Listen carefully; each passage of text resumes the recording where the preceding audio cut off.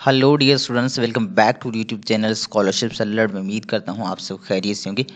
अच्छा जी, ये हमारी सेकंड वीडियो है रिगार्डिंग लम्स के जो बीएस डिग्री प्रोग्राम्स हैं जिनमें एडमिशन्स अभी ओपन हैं। इसके हवाले से इस वीडियो में मैं बेसिकली जो ज़्यादातर कॉमन चीज़ें हैं काफ़ी सारे स्टूडेंट्स को नहीं पता, तो वो सारी चीज़ें मैं कवर करूँगा, जिसमें एलोकेशन ऑफ सीट्स के हवाले से मैं आपको बताऊँगा, ठीक है। और एडमिशन्स के कुछ रूल्स और रेगुलेशंस हैं, उनके हवाले से हम बात करेंगे। एडमिशन रिक्वायरमेंट ऑन ओवरसीज़ के हवाले से हम बात करेंगे, ठीक है। और इनका फ़ीस स्ट्रक्चर भी मैं आपको बताऊंगा, मेरिट का भी और सेल्फ का भी, ठीक है। और फ़ीस रिफ़ंड पॉलिसी के हवाले से मैं आपको डिटेल से बताऊंगा कि आपको कितनी जो है वो रिफ़ंड मिलेगी और कितने दिनों में आपने रिफ़ंड के लिए अप्लाई करना है, ठीक है।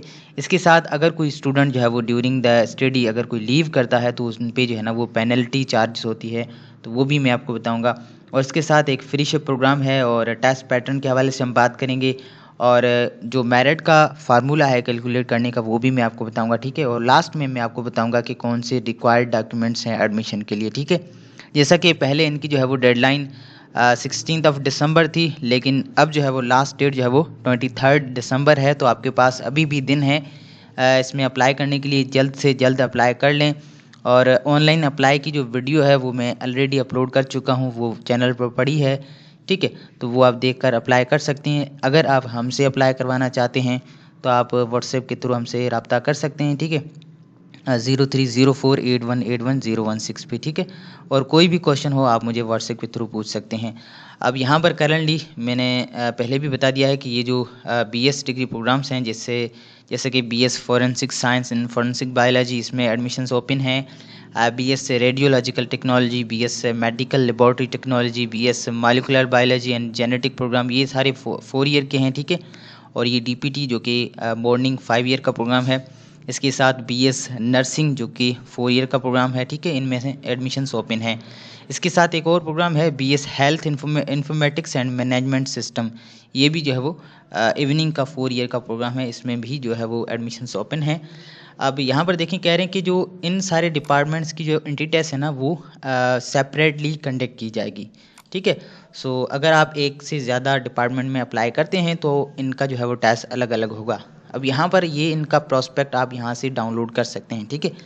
सो अब हम बात करते हैं एलोकेशन ऑफ सीट्स के हवाले से। तो यहाँ पर देखें, हर एक डिपार्टमेंट की जो है वो मेरिट की और सेल्फ की सीट्स आपको शो होंगी।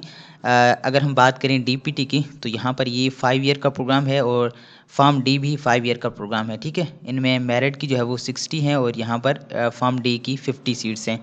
और सेल्फ फिनांस की 48 डीपीटी की हैं और यहाँ पर फार्म डी की जो है ना वो है 25। 2 ओवरसीज़ हैं और 3 जो है वो यहाँ पर फार्म डी की भी है वो ओवरसीज़ हैं, ठीक है। और यहाँ पर एचईसी स्कॉलरशिप की जो है ना सिर्फ 2 सीट्स हैं जो कि फार्म डी की हैं। टोटल जो है वो 80 सीट्स हैं फार्म डी की और 100 सीट्स हैं डीपीटी की। और इसी तरीके से यहाँ पर देखें, बाकी ये जो प्रोग्राम है ये 4 ईयर के प्रोग्राम है, जिनमें BS biomedical engineering, BS MLT है, ठीक है। और BS molecular biology and genetics है और बीएस एमएलटी है, BS forensic science and forensic biology है, ठीक है। Bachelors of physician associate.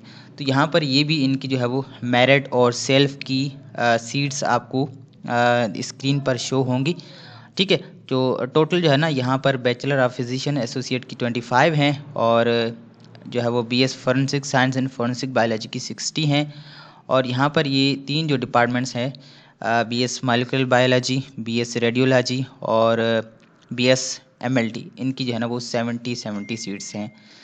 इसी तरीके से यहाँ पर नीचे आपको BS nursing generic morning programme की सीट्स देखने को मिल रही हैं, जिनमें मेरिट की मेल के लिए 25 हैं और फीमेल कैंडिडेट्स के लिए 25 हैं, ठीक है। टोटल जो है वो 50 सीट्स हैं। और इसी तरीके से सेल्फ फिनांस की जो है वो 20 मेल स्टूडेंट्स के लिए है और 30 जो है ना वो है फीमेल स्टूडेंट्स के लिए। टोटल जो है वो 100 सीट्स हैं।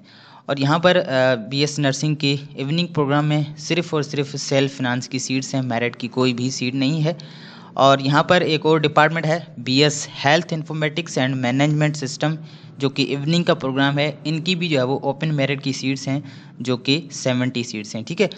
और यहाँ पर देखें, ये कुछ इम्पोर्टेंट नोट है। इनमें कह रहे हैं कि अगर कोई ओवरसीज़ कैटेगरी की सीट्स में कोई वैकेंट होती है, ठीक है, लाइक डीपीटी, फार्म डी या जो है वो डिपार्टमेंट, तो वो जो है ना वो सेल्फ फिनांस कैटेगरी के अंडर आएंगी।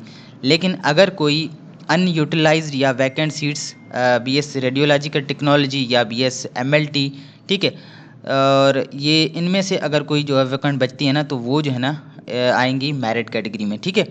इसके साथ यहाँ पर देखें ये है रूल्स ऑफ एडमिशन्स या प्रोसीजर, ठीक है, पॉलिसी। तो इस पे हम बात करते हैं तो क्या क्या इनकी जो है वो पॉलिसीज़ हैं। तो यहाँ पर कह रहे हैं कि the candidates will be selected as per merit on in accordance with allocation of seats. तो एलोकेशन ऑफ सीट्स के हवाले से आपकी सिलेक्शन होगी, ठीक है। और यहाँ पर कह रहे हैं कि the selected candidate has to deposit fee all required documents in original and join within the 3 days after the selection. जैसे आपकी सिलेक्शन होगी ना, आपने 3 दिन के अंदर आपके ओरिजिनल डॉक्यूमेंट्स और फीस को डिपॉजिट करके आपने ज्वाइन करना है। अगर आप नहीं करते तो आपकी सीट जो है ना वो कैंसिल होकर दूसरे जो कैंडिडेट हैं उनको दी जाएगी, ठीक है। और यहाँ पर कह रहे हैं कि जो कैंडिडेट्स हैं, candidates admission will be cancelled from the list of enrolled in LUMS Jamshoro after joining the course if he or she remains absent for 30 days। अगर आप 30 दिन तक जो है ना वो एब्सेंट रहते हैं तो आपका नाम जो है वो लिस्ट से रिमूव किया जाएगा, ठीक है, आपकी एडमिशन कैंसिल हो जाएगी। और जो भी आप इन्फॉर्मेशन देंगे, चाहे आपके डॉक्यूमेंट्स के हवाले से हो, आपकी ऑनलाइन एप्लीकेशन के हवाले से हो, ठीक है, वो आपकी अपनी होनी चाहिए। अगर कहीं पर भी कोई फॉल्स इन्फॉर्मेशन देखने को मिलती है तो आपकी जो एडमिशन है वो कैंसिल हो जाएगी, ठीक है। और यहाँ पर कोई भी माइग्रेशन का सिस्टम नहीं है कि आप एक यूनिवर्सिटी से दूसरी यूनिवर्सिटी जाएं, या ठीक है, या दूसरी यूनिवर्सिटी से आप जो है वो लम्स में एडमिशन लें, या जैसे होता है ना 2 साल का पास वगैरह निकलवाना, तो वो भी यहाँ पर कोई भी सिस्टम नहीं है, ठीक है। और यहाँ पर कह रहे हैं कि ओवरसीज़ के लिए रिक्वायरमेंट्स ये है कि those candidates whose parents or guardian are working residing abroad are eligible to apply for admission in overseas category। तो अगर आपके पेरेंट्स या गार्डियन बाहर रह रहे हैं, ठीक है, तो भी आप अप्लाई कर सकते हैं। कैंडिडेट्स पेरेंट और guardian must have domicile Sindh province है, लेकिन इसके लिए ज़रूरी है कि आपके पास सिंध का डोमिसाइल होना लाजमी है, और आपसे फ़ोटो कापी रिक्वायर्ड होगी, ठीक है। बाहर जो आपके पेरेंट रह रहे हैं ना, उनकी जो है वो कंट्री की यहाँ पर आपसे रेजिडेंसी की फ़ोटो कापी रिक्वायर्ड होगी। Photo copy of the candidates fathers और mothers guardian passport and visa. तो आपके जो गार्डियन हैं उनके पासपोर्ट और वीज़ा की भी फ़ोटो कापीज़ रिक्वायर्ड होंगी, ठीक है। और यहाँ पर थोड़ा सा हम नीचे चलते हैं तो ये है फ़ीस स्ट्रक्चर, ठीक है। अगर थोड़ा सा इनको मैं जूम करूँ तो यहाँ पर आपको देखने को मिल रही हैं। अगर हम बात करें डीपीटी की, तो यहाँ पर मेरिट की और सेल्फ की दोनों की जो है वो सीट्स फ़ीस लिखी हुई है, ठीक है। तो अगर हम बात करें मेरिट की, तो यहाँ पर टोटल जो है ना बनता है पर ईयर 1,55,000, जिसमें जो एडमिशन फ़ीस है ना वो एक टाइम ही लिया जाता है जो कि 50,000 है, और ट्यूशन फ़ीस जो है ना वो पर सेमेस्टर होगा 70,000, और ट्रांसपोर्ट के चार्जेस जो है ना वो है 15,000, ठीक है। और आपकी जो एक्टिविटीज़ हैं उनके 10,000, और कन्वोकेशन की जो फ़ीस है वो 5,000 है जो कि एक टाइम ली जाएगी, और डॉक्यूमेंट वेरिफिकेशन की फ़ीस वो भी 5,000 है जो कि एक टाइम ही ली जाएगी, ठीक है। तो टोटल अगर हम बात करें तो यहाँ पर देखें 1,55,000 आपकी फ़ीस होगी मेरिट के लिए। इसी तरीके से जो सेल्फ फिनांस के स्टूडेंट्स हैं उनकी जो है ना वो 2.5 लाख होगी पर ईयर, जिसमें 75,000 एडमिशन फ़ीस है, और 1,40,000 जो है वो उनकी ट्यूशन फ़ीस होगी पर सेमेस्टर की, ठीक है।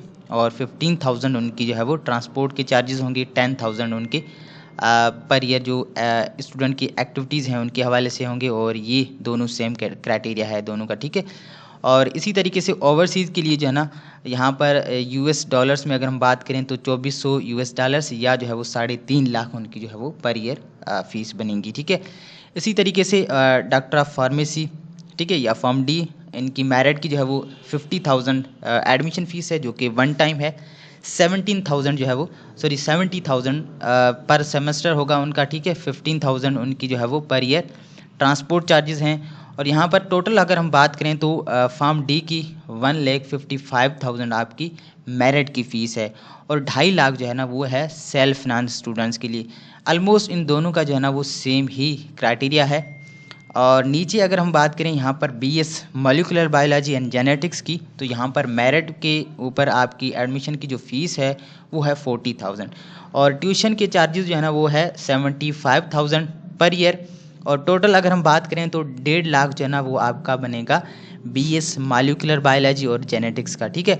और सेल्फ फिनांस का 2 लाख, और ओवरसीज़ के जो है ना वो यहाँ पर बन रहे हैं $2300, ठीक है। इसी तरीके से यहाँ पर देखें BS रेडियोलॉजिकल टेक्नोलॉजी और BS MLT की जो है ना यहाँ पर मेरिट की 40,000 फीस है और सेल्फ फिनांस की 60,000 है, और ये पर सेमेस्टर जो है ना वो 75,000 है मेरिट का, और सेल्फ फिनांस का है 1,05,000, ठीक है।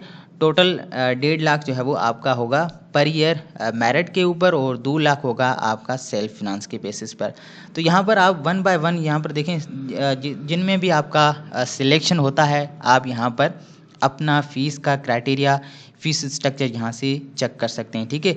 यहाँ पर ये लास्ट में बैचलर्स ऑफ फिजिशियन एसोसिएट इनका जो मेरिट है ना उनकी फ़ीस है 40,000 और सेल्फ फिनांस की है 60,000, ठीक है।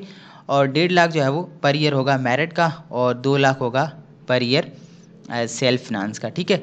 इसी तरीके से अगर हम बात करें fees structure BS nursing generic की, तो यहाँ पर मेरिट की जो है ना वो है 30,000 एडमिशन फ़ीस, और ट्यूशन फ़ीस की अगर हम बात करें तो यहाँ पर भी 30,000 है पर ईयर, और एडमिशन फ़ीस वंस ये आपसे एक बार ली जाएगी, ठीक है। और टोटल अगर हम बात करें ना तो यहाँ पर 95,000 आपकी फ़ीस होगी मेरिट पे, अगर आप जो है वो मेरिट पे सिलेक्ट होते हैं। लेकिन अगर आप सेल्फ फिनांस बेसिस पे सिलेक्ट होते हैं तो आपके 2 लाख होंगे, ठीक है, पर ईयर।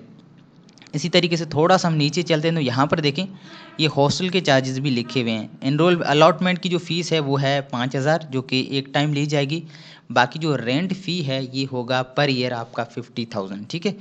और यहाँ पर देखें ये है रिफ़ंड पॉलिसीज़ के हवाले से, मैंने आपको कहा था कि मैं रिफ़ंड पॉलिसीज़ के हवाले से भी आपको बताऊँगा कि अगर कोई अपनी फ़ीस रिफ़ंड करवाना चाहता है तो यहाँ पर हर एक जो है ना वो डेट्स के हवाले से लिखा हुआ है कि अगर आप विदिन 15 डेज़ के अंदर फ़ीस रिफ़ंड करते हैं तो आपको 100% जो है ना वो फ़ीस रिफ़ंड की जाएगी। लेकिन अगर आप 20 दिन तक जो है वो अपनी फ़ीस रिफ़ंड करवाएंगे तो आपको 75% फ़ी जो है वो रिफ़ंड मिलेगा, और 30 डेज़ तक जो है ना आपको 50% मिलेगा। लेकिन अगर 30 डेज़ के बाद आप लेंगे तो आपको रिफ़ंड नहीं मिलेगा। और यहाँ पर देखें ये इंपॉर्टेंट चीज़ मैं आपको और बता दूं कि यहाँ पर बोथ वीक डेज़ और वीकेंड को भी यहाँ पर काउंट किया जाता है, ठीक है।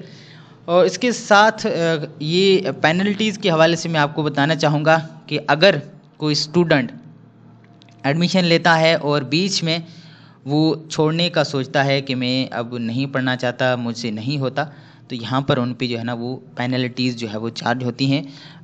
यहाँ पर हर एक डिपार्टमेंट की पेनल्टीज़ यहाँ पर आपको शो होंगी, जिसमें DPT की जो है ना वो है 1 लाख मेरिट और सेल्फ फिनांस दोनों के लिए, और फॉर्म D की है 2.5 लाख, ठीक है, मेरिट और सेल्फ फिनांस दोनों के लिए।